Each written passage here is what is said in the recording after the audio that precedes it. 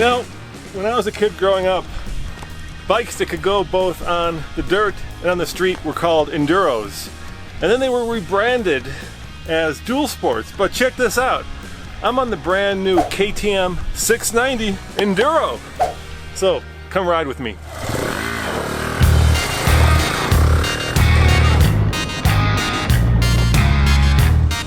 Let's talk about the specs. First and foremost, we have to start with the power plant right there. Of course, it's a 690cc one-cylinder thumper that produces 67 horsepower, and for a bike that weighs just 340 pounds, believe me, that's a lot of power. In fact, it's enough power that if you wanted to, you could lift the front wheel in almost any gear in this bike.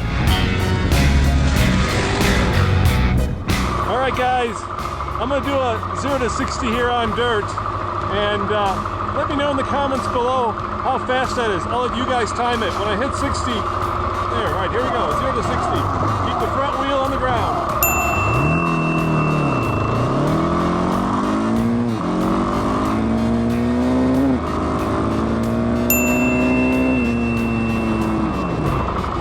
That was 60 in third gear. How long did that take? Let me know in the comments below.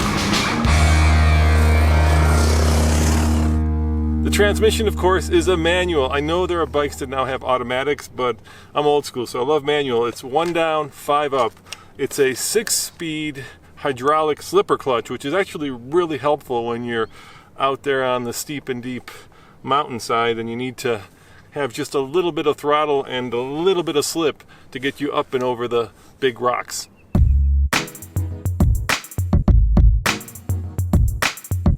One of the reasons I bought this bike was because of this little orange light right there that says ABS. As I'm getting older, I want all the electronic help I can get to keep the bike upright. Now, since this is also a dirt bike, you could defeat the ABS on the rear wheel by holding down this button until this light blinks. Of course, the problem with that is once you turn it off, it defaults to back on.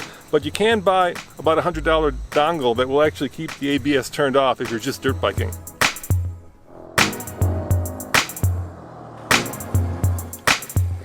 Since we're talking about brakes, check it out. Brembo's front and rear. 2 piston in the front, 1 piston in the back. And this is what I really like about them. Over here, the braiding. It's steel, so if you're out there really riding hard, I have a lot of faith in the fact that this steel braiding won't break. I think it's a sign that this is a premium bike.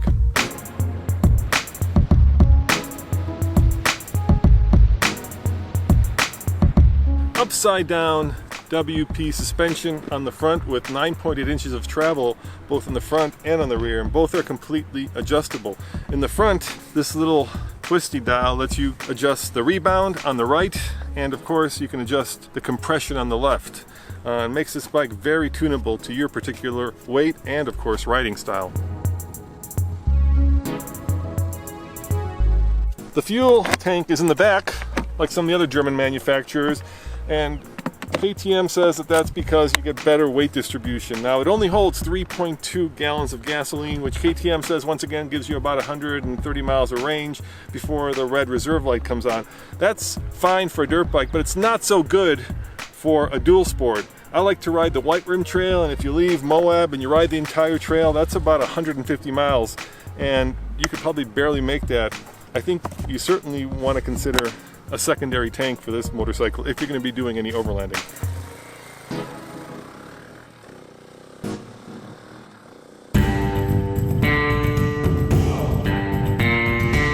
What's good, bad, and weird? Let's start with the good. 67 horsepower thumper.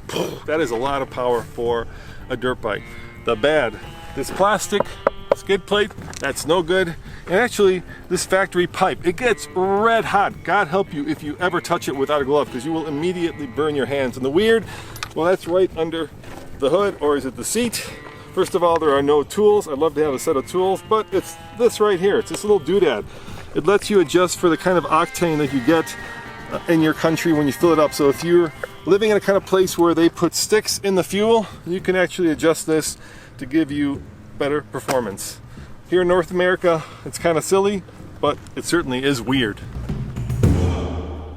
Fuel economy is okay. I haven't really tested it, but according to published reports, it's anywhere from 40 to 45 combined when you're riding at street and dirt, which once again could be better, But you get a lot of power, and with a lot of power comes, well, not just a lot of responsibility, but a lot of thirst.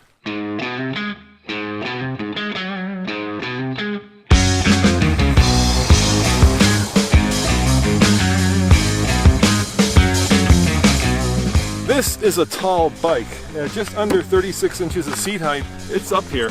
You better be pretty tall to fit comfortably. I'm 6'2" and I could put both of my feet down. The good side to having a tall bike is that it's got just over 11 inches of ground clearance.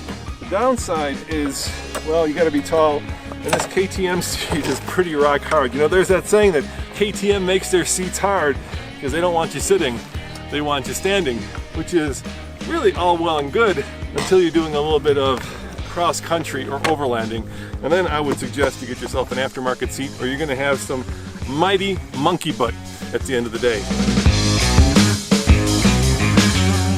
This KTM doesn't have a lot of competition, except of course for the Husqvarna 701, which is of course a sister bike. Exact same bike, except it's got the next advancement in this engine. It's got an additional balancer, which makes it a little bit smoother. In terms of other brands, the Kawasaki KLR comes to mind. That's a lot cheaper. Or perhaps even the KTM Adventure, which of course is this bike's bigger brother. I've always judged dual sports by how off-road worthy versus on-road worthy they are. The KLR, that's probably, let's call it 60% dirt, 40% road. But this KTM, and the reason that I bought it is because this is 75, maybe even 80% dirt and 20% road. It's basically a big dirt bike that you can take on the road. This bike costs $10,799 MSRP, and that's a lot of money for a dual sport motorcycle. There are a lot cheaper ones out there. Now, the reason I bought it was because I got a $1,500 discount since this is a 2017 model. When these first came out, they were red hot, but now you can get deals on them. Is it worth paying about $9,000 for a new dual sport? You know what? I'll let you know. I'm gonna ride this thing this summer, and then I'll come back and do another long-term review. As always, this is Roman reporting for the Fast Lane Off-Road. That's right, TFL Off-Road.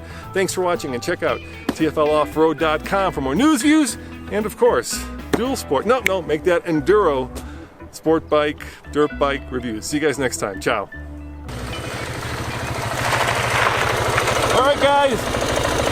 That was a quick 0 to 60 on dirt. Let me know how fast that was in the comments below.